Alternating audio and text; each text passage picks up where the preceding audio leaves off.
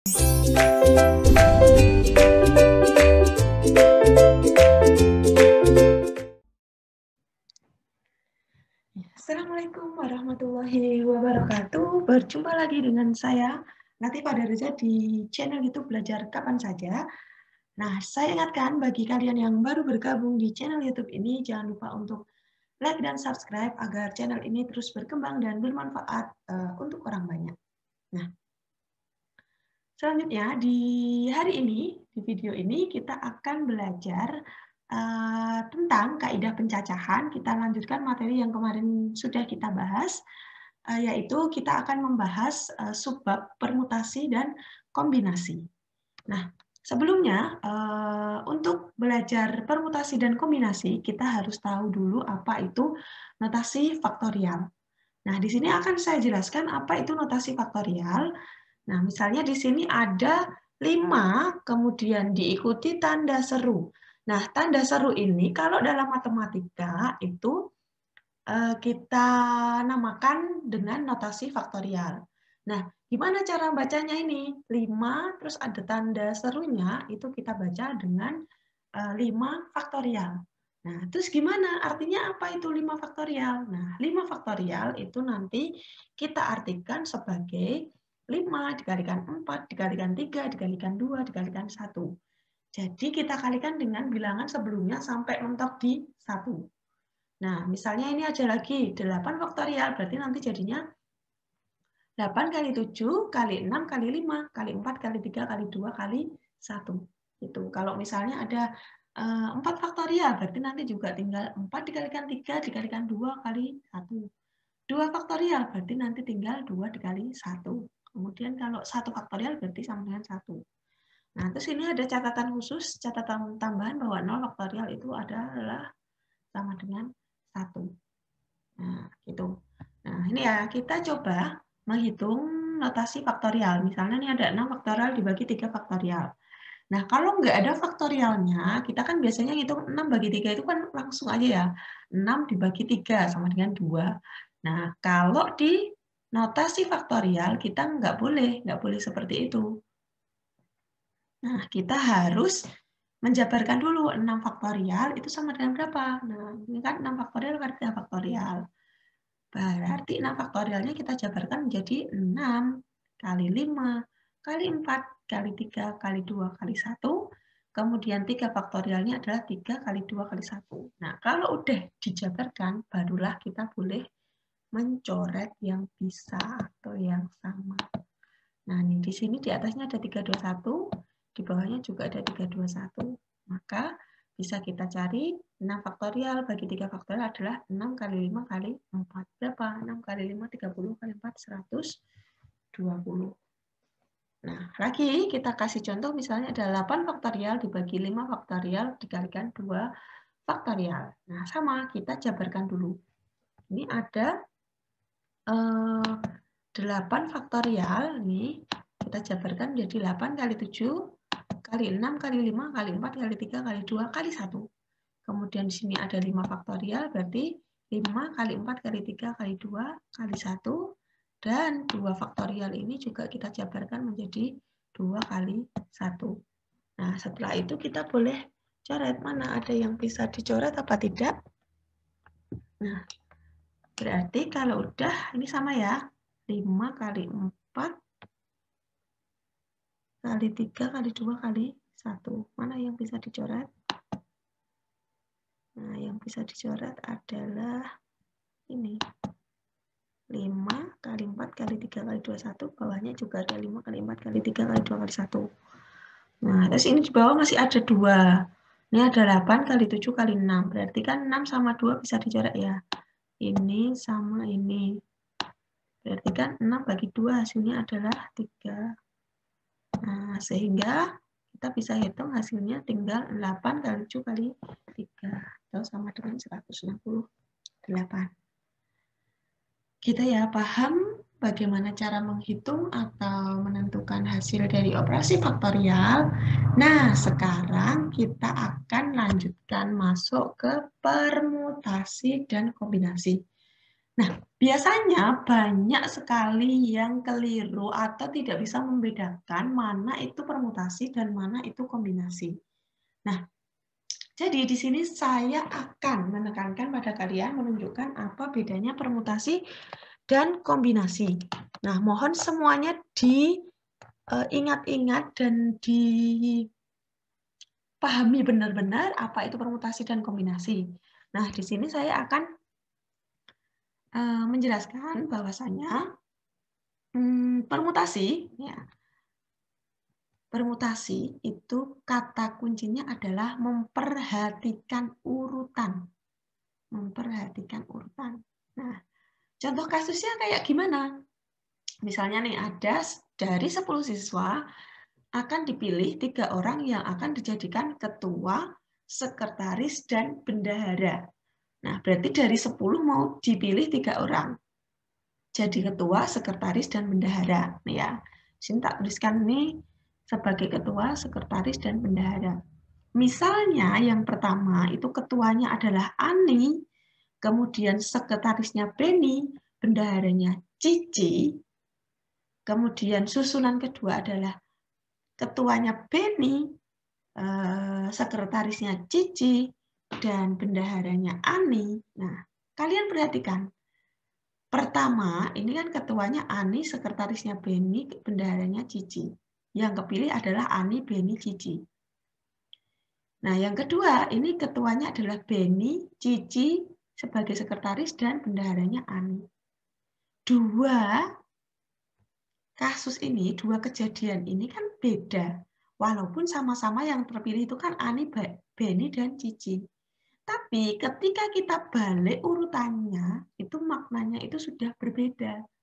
Maka kalau dibalik urutannya ternyata formasi atau maknanya itu sudah berbeda, maka dia nanti memperhatikan urutan atau dia merupakan kasus permutasi. Nih, kalau urutannya dibalik maknanya berbeda, berarti pakainya adalah permutasi. Nah, sekarang kalau kombinasi, nah kombinasi itu sebaliknya, dia tidak memperhatikan urutan.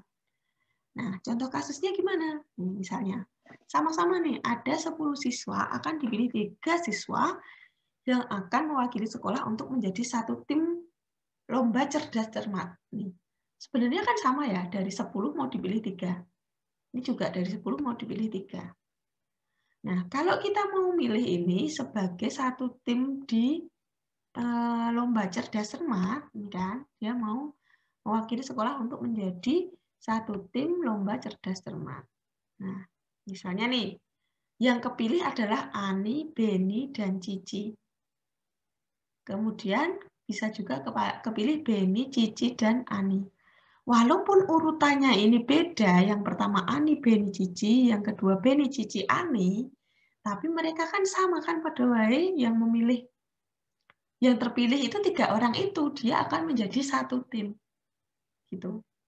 Bos yang kepilih Ani, Beni, Cici, Ani, atau Cici, Ani, Beni, kan dia tetap menjadi satu tim yang sama. Maka kalau dibolak-balik kok ternyata maknanya sama, dia merupakan kasus kombinasi.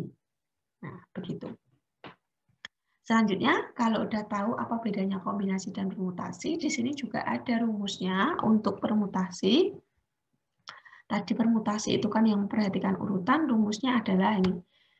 PNR sama dengan N faktorial per N min R faktorial. Nah, ini P ini menunjukkan permutasi, N ini menunjukkan unsur yang tersedia, dan R itu adalah menunjukkan unsur yang dicari atau yang mau ditentukan. Kemudian, yang kedua itu kombinasi itu tidak memperhatikan urutan, rumusnya adalah kombinasi NR sama dengan nih, N faktorial per N min R faktorial dikalikan R faktorial. Nah, bedanya di sini. Kalau permutasi kan sampai sini tau. Nah, kalau kombinasi nih ada R faktorial ini ditambahkan di belakangnya. Begitu, di mana N-nya itu adalah unsur yang tersedia dan R-nya adalah unsur yang dipilih. Nah, selanjutnya akan saya berikan beberapa contoh soal yang kalian nanti insya Allah bisa lebih paham setelah melihat soalnya. Nah, ini di sini ada contoh yang pertama. Nih, ini tadi contohnya yang kasus yang kita contohkan tadi di depan. Dari 10 siswa akan dipilih 3 orang yang akan dijadikan ketua sekretaris bendahara. Nah, banyaknya cara memilih adalah, nah ini kan dia kan tadi mau dijadikan ketua sekretaris bendahara. Berarti kan kalau dibalik-balik itu maknanya berbeda atau dia memperhatikan urutan.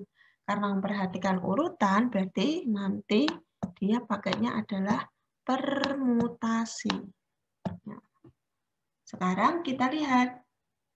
Kalau permutasi kan rumusnya adalah PNR sama dengan N faktorial per N min R faktorial. Nah, N tadi kan unsur yang tersedia. Kalau di sini kan berarti yang tersedia ini 10 ini itu kan siswa yang tersedia. Berarti ini nanti adalah N-nya. Nah, sedangkan mau dipilih 3 orang, berarti ini nanti adalah R-nya. Ya, gitu. Maka PNR, N-nya diganti 10, R-nya diganti 3. Sehingga jadinya P10 3 sama dengan, kita ganti, N-nya tadi kan 10, berarti jadi 10 faktorial per 10 min 3 faktorial.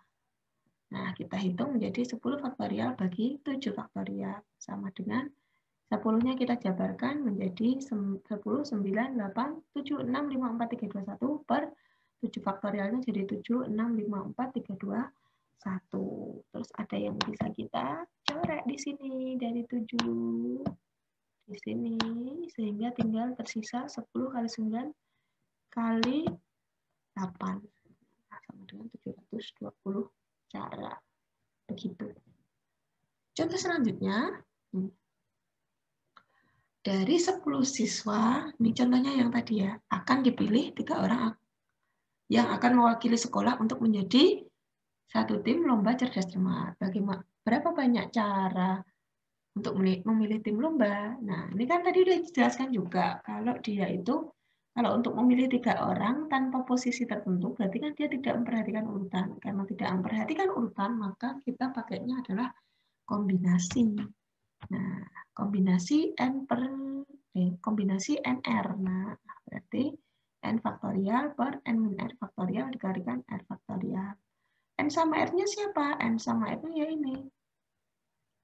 Ini 10 ini adalah R-nya, dan ini adalah 10 ini N-nya, kemudian 3 ini adalah R-nya. Sehingga ini N-nya ini kita ganti 10, R-nya kita ganti 3. Begitu juga dengan ini. Ini dan ini kita ganti semua. Maka jadi C10 3 sama dengan 10 faktorial per N min R, berarti 10 min 3 faktorial kali 3 faktorial.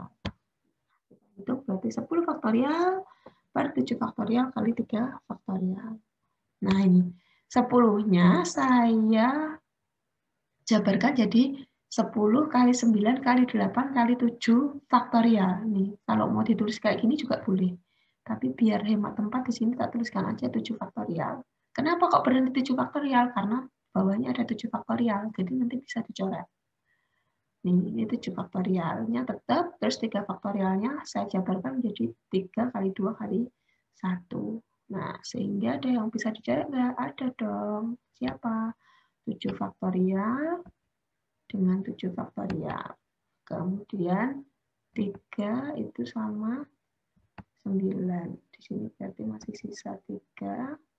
Kemudian 2 itu sama 8. Berarti ini adalah 8 bagi 2, 4.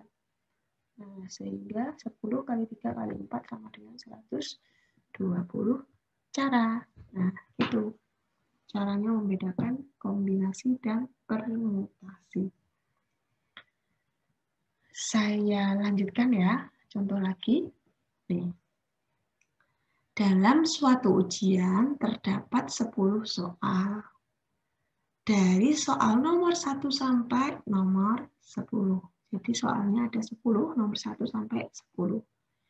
Jika soal nomor 3, 5, dan 7 harus dikerjakan dan Dan peserta ujian hanya diminta mengerjakan 8 dari 10 soal yang tersedia, maka banyaknya seorang peserta ujian memilih soal ujian yang dikerjakan adalah, nah, nih, kita analisis dulu satu persatu. Tadi soalnya kan ada 10 nomor nih, kayak gini ya.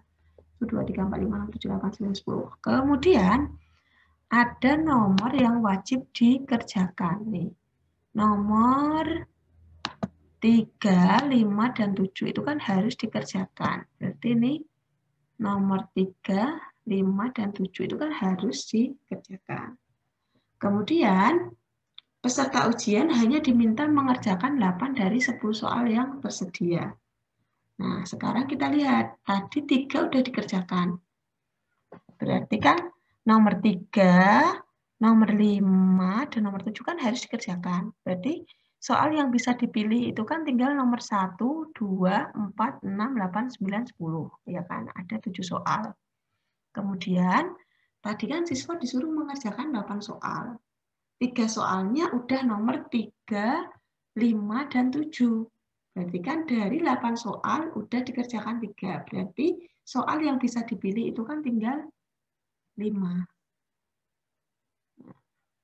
Berarti kan dari 7 soal nanti dipilih 5 soal. Nah, kalian pikirkan kalau misalnya mengerjakan nomor 89 kalau 98 itu sama apa enggak?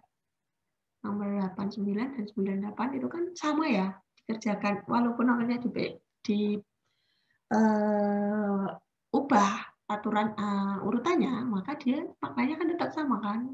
Saya mengerjakan nomor 7 sama nomor 9. Kan sama aja. Saya mengerjakan nomor 9 sama nomor 7 begitu. Kalau dibolak-balik sama berarti kita pakainya apa? Kita pakainya kombinasi. Berarti tinggal kombinasi dari 7 dan 5. Berarti tinggal kita hitung 7 faktorial per 7 min 5 faktorial kali 5 faktorial. Berarti 7 faktorial per 2 faktorial kali 5 faktorial. Nah, 7 faktorialnya saya jabarkan sampai 7 kali 6 kali 5 faktorial. Bawahnya 2 faktorial 2 kali 1, 5 faktorialnya tetap. Kemudian kita bisa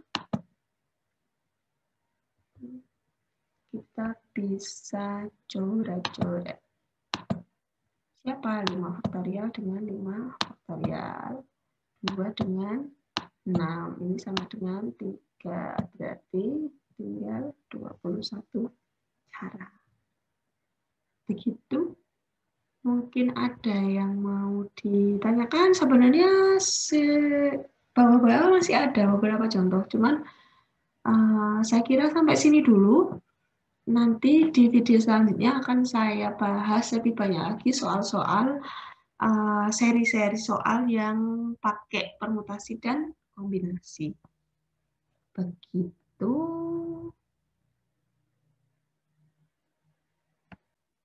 Nah, saya kira cukup sekian materi kita kali ini. Untuk latihan soalnya nanti akan saya buatkan video pembahasan lagi. Semoga sampai di sini kalian sudah paham sehingga nanti kalau saya kembangkan soalnya itu kalian tidak bingung. Terima kasih sudah menyaksikan dan jangan lupa untuk like, comment, dan subscribe channel YouTube ini. Terima kasih sudah menyaksikan. Saya pamit. Sampai jumpa lagi di video selanjutnya. Wassalamualaikum warahmatullahi wabarakatuh.